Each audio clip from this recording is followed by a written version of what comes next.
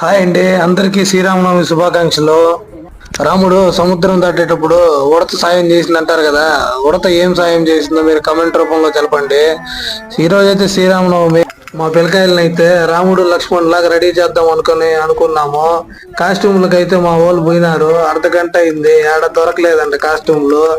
సరే అనేసి నామాలు పెట్టి అయితే మేము రెడీ చేసినాము పిల్లకాయల్ని. సాయంకాలం అయితే అయ్యింది. సరే మా అమ్మ మా ఆవిడైతే గుడికి పోదామని చెప్పినారు. సరే అయితే మేము గుడికి రెడీ అయ్యి గుడికి పోయినాము.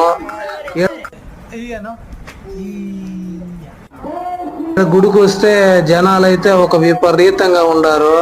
తండోపతండాలుగా అయితే వచ్చినారు జనాలు. ఈ జనాలు ఏంటంటే పండగలు వచ్చిన రోజులంతా ఫుల్గా వస్తారు. నార్మల్ రోజుల్లో పాపం దేవుడినే పట్టించుకోరు. అయితే తర్వాత అయితే మేమైతే ప్రసాదాలు తిని ఇంటికి అయితే బయలుదేరినాము.